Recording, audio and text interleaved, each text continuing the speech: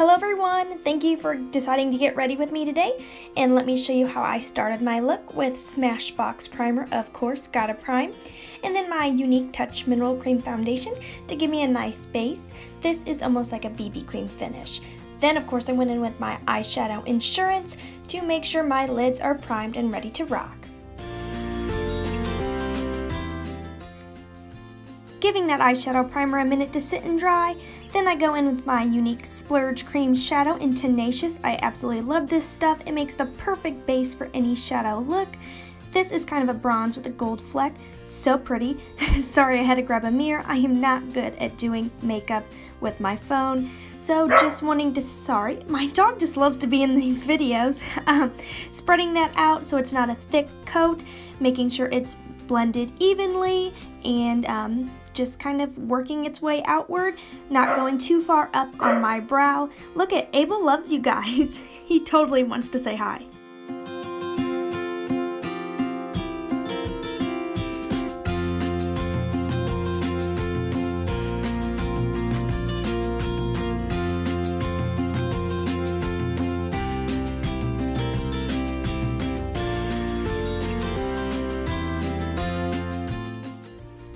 And just doing the same on the other eye, making sure it's blended out well and smooth.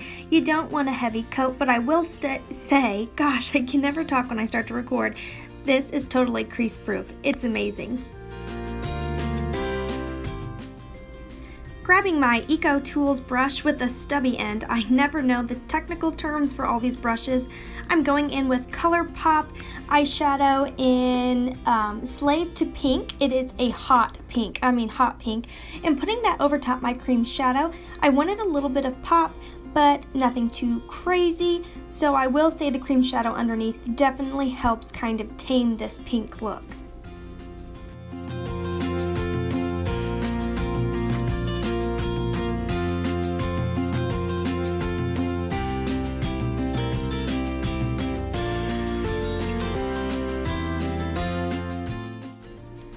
Getting a little up close and personal with you guys, I'm using that ColourPop shadow just on the lid, kind of using a patting motion. I will say ColourPop shadows are amazing with their pigment, but they're kind of funny and tricky to use. They're not a powder and they're not a cream. So I do struggle with them a little bit, but I can't give up because I love the colors.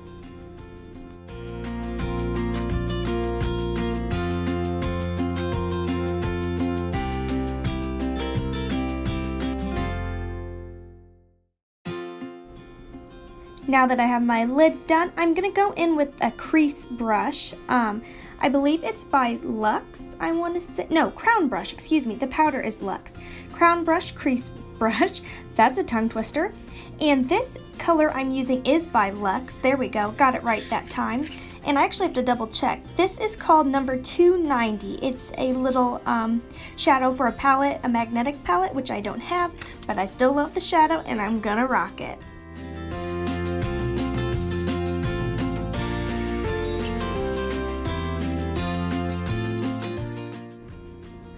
Just using this as a transition shade in the crease. It's kind of a matte burgundy. It's really pretty, and I think it makes the perfect in-between for the bronze of Tenacious and the hot pink of Slave to Pink.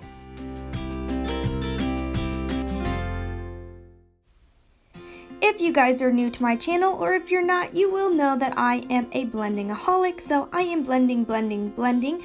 This is actually a bare brush. There's no any type of makeup on it. There's nothing on there, just using it to kind of blend it out. And then going back with the crease brush here, again blending, making sure I have an even and smooth appearance.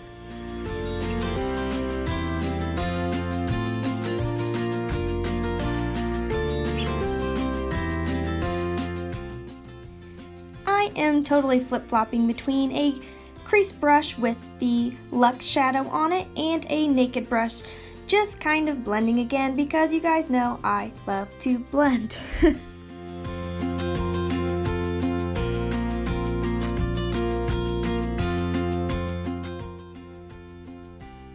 using that Eco brush from earlier that I used for Slave to Pink, I am taking a little bit of the Luxe shadow and going under my eye in the lash line because it has just enough of pink left on the brush without being too crazy and bold, and then grabbing a harder brush to actually get a thicker coat of that Luxe shadow. I kind of want this to be a little smoky.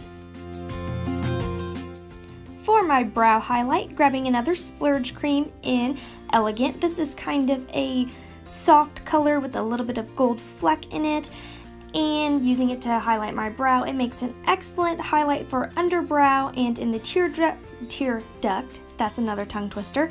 And doing it in an upward motion, going up under the brow and then spreading it out evenly. Love this stuff. And bringing it just under the eye to brighten. Everything comes back to brightening to kind of polish your look, that's for sure.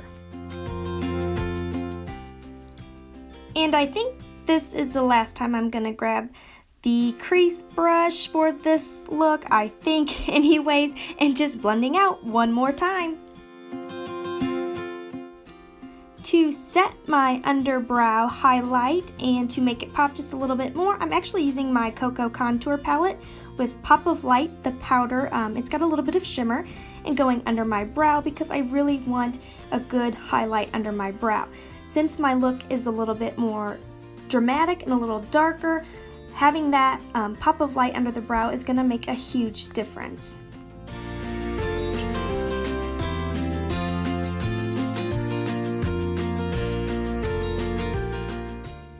Starting today, I want to start creating a better habit of finishing up the rest of my face after I do my eyeshadow. I know it's a big no-no to do your face first, so starting today, I'm switching it up. I'm going in with my Unique Concealer in Scarlet under the eye. This is going to help with any fallout, and just that way your work you put into your concealer doesn't get ruined as you do your eyeshadow. Do you hear that noise? That's my husband walking upstairs, sorry. So just going under and polishing off the edge of the shadow. That is the nice thing about doing concealer afterwards. You can really make a straight and clean edge on any eyeshadow. Look, whatever that's called. I can't think right now.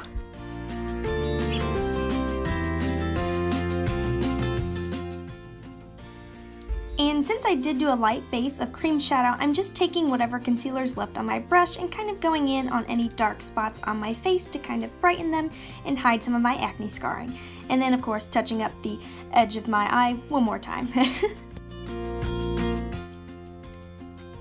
And now grabbing my Cocoa Contour palette again, which I'm really happy to be using because I kind of stopped using it for quite a while, which seemed like a waste. Going in and contouring my face, kind of think of it as a 3, starting with either the cheek or the forehead, however, but it's the shape of a 3, forehead, cheek, and under your jawline. And then you just want to blend your contour really well because if I left it how it started, that would just be scary. That's for sure. It would not look natural. We want it to look like we're just naturally contoured.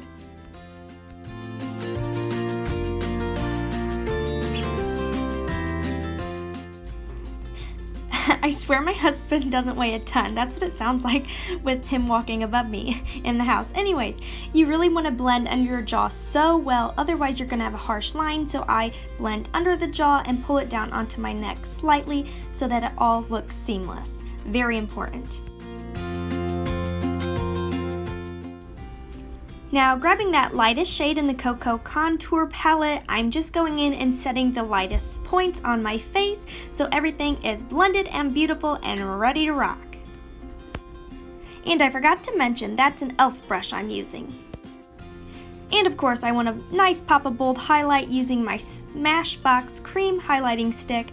Woo, barely got that out. On my Cupid's bow in my nose, and then taking just a little bit of the dark shade from Cocoa Contour and putting it under my lip to give me a little fullness. I definitely love blush. It helps polish your look and give you a youthful glow. I'm using Milani in Luminoso, which is definitely a fave of many YouTubers, with a Real Techniques brush, and just polishing off my look and hitting the apples and cheekbones. And then for a dewy highlight on my cheekbone, going back in with that Smashbox cream highlighting stick. I just can't get that out for some reason. Blending it out on my cheekbone, going back over my highlight once it's blended with a little bit of the lightest shade from Cocoa Contour to set it because it is a cream and I do have oily skin. I do. The struggle is real.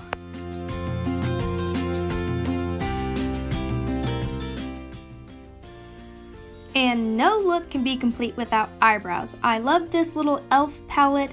It's got kind of a waxy substance and then the powder. They work really well together. If you like a fuller Lily Collins kind of brow, this stuff works really well with the Real Techniques brush. I won't say it gives you the most natural look because it's pretty bold, but I love it, and especially when I'm doing a dramatic eye, I need the bolder eyebrows to kind of balance my entire look. Otherwise, I'm like, ugh, what's going on with this look? So definitely all about the brows.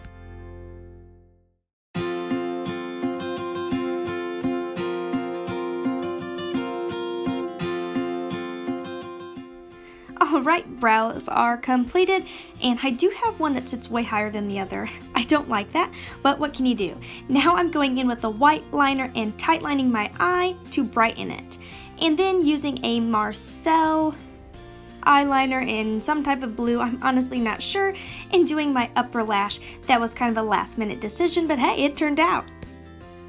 Today I decided to prime my lashes with Tarte Opening Act. And then I realized earlier I forgot to show you my two liners, Unique in white and then that Marcel in blue. And then going in with my favorite mascara, 3D Plus, it is amazing, and doing my gel coat. You want to get a good coat of gel to make sure those fibers stick, and then going in with my fibers to get a good coat for volume, length, and fullness because I cannot figure out those falsies. I just don't know how you guys do it. You make it look so easy.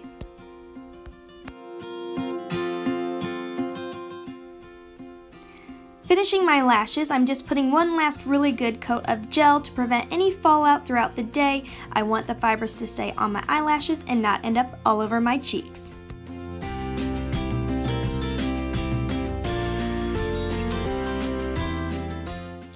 Alright, I decided to use a soft pink gloss to finish out my look and then dusting off any fallout to make sure my look is perfected. To set this, I went with the Urban Decay setting spray, and here it is, my finished look in natural lighting. If you like this tutorial and want to see more, give me a thumbs up and subscribe. Thank you so much, guys. Talk to you soon.